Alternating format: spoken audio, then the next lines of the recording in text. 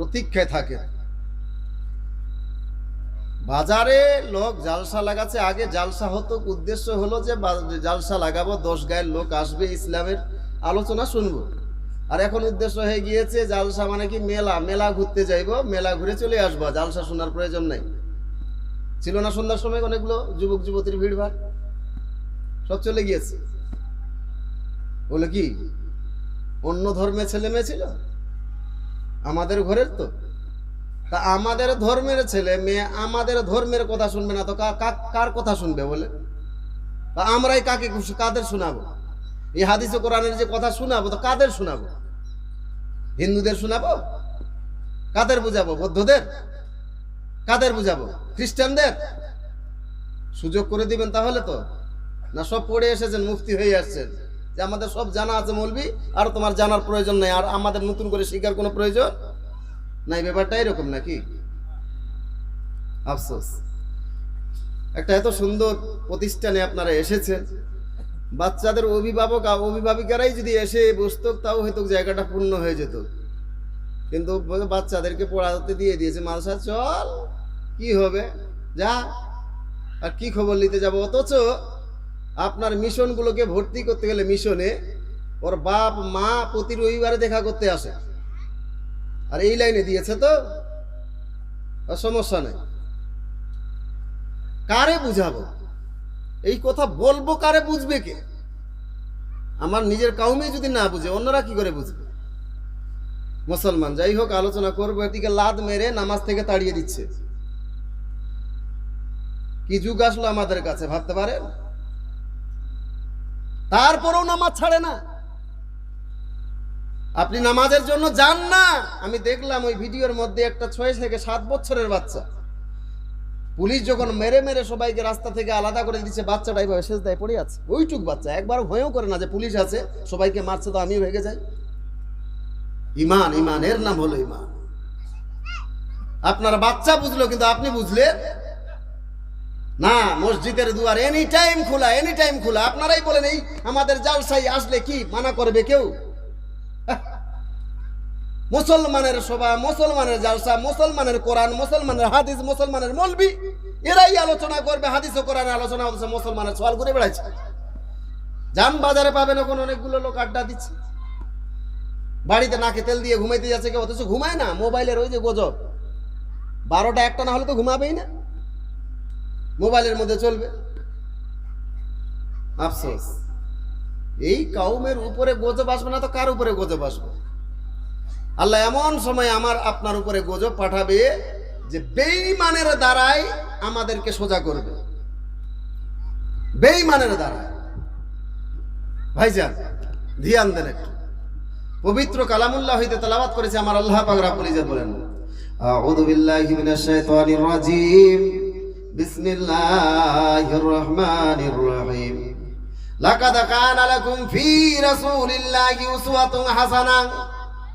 আমার নবী আমার আল্লাহ পাক রব্বুল ইজ্জত বলেন, নিশ্চয়ই তোমাদের জন্য নবীর চরিত্রই হলো আদর্শ জীবনের একটি উত্তম উদাহরণ। জোরে বলুন, কার চরিত্র? নবীর চরিত্র। আমার দয়ার নবী, মায়ার নবীর চরিত্র হলো একটি আদর্শ উত্তম মডেল। জোরে বলুন সুবহানাল্লাহ। হ্যাঁ মুমিন, সুতরাং আমি আপনি যদি আদর্শ জীবন যাপন করতে চাই, কাউর নকল করার প্রয়োজন পড়বে না, কাউর অনুগত্য করার প্রয়োজন পড়বে না। রে যুবক, ক্রিকেটারের দেখে শিখতে হবে না, সিনেমার নায়কের দেখে শেখার প্রয়োজন পড়বে না। তুমি যদি আদর্শ জীবন যাপন করতে চাও তাহলে আমার রাসূলুল্লাহর আদর্শকে ফলো করে চলো। তোমার আমার আদর্শ, তোমার আমার জীবন আদর্শময় তৈরি হবে। জোরে বলুন সুবহানাল্লাহ। আজ এই নবীর আদর্শ আমাদের মধ্যে বিদ্যমান নাই, ফলে আজ মুসলমান বিশ্বের মধ্যে মার খাচ্ছে। আমার রাসূলুল্লাহর আদর্শ আমাদের মধ্যে বিদ্যমান না থাকার কারণে আজকে মুসলমান আমরা ঘৃণার পাত্র হয়ে গিয়েছে।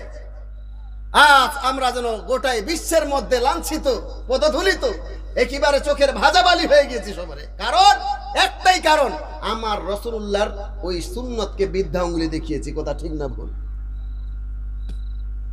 রে যুবক, আমার নবী শিখাতে কিছুই বাকি ছিল না, কিন্তু চুলটা কাটলি তো বানরের মতো, চতুর্দিকে টাকলা আর মাঝখানে ভাল্লুকের মতো ছেড়ে দিয়েছে। ও, ওই মদিনার নবীর চুলের স্টাইল তোমাকে ভালো লাগলো না?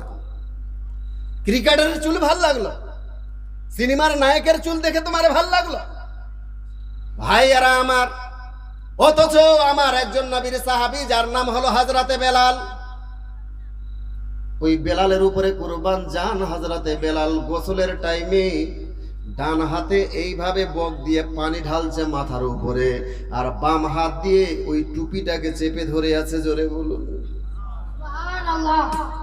সাহাবীরা প্রশ্ন করলো, বেলাল, ও বেলাল, এই গোসলের টাইমে তুমি মাথার উপরে টুপি রেখে টুপিটাকে চেপে ধরে পানি ঢালছো, কারণটা কি?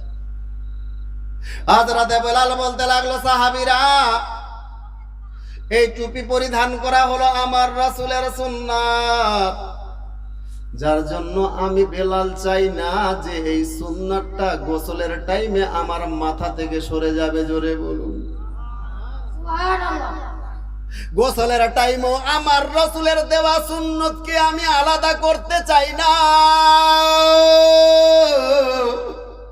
যার ফলে আমি বেলাল এই মাথার উপরে টুপি রেখে বাম হাত দিয়ে চেপে ধরে আমি পানি ঢালছি, যেন ওই পানি লেগে টুপি যেন মাথা থেকে না পড়ে যায়। একটা সেকেন্ডের জন্য আমি বেলাল আমার নবীর সুন্নতটাকে আলাদা করতে পারবো না।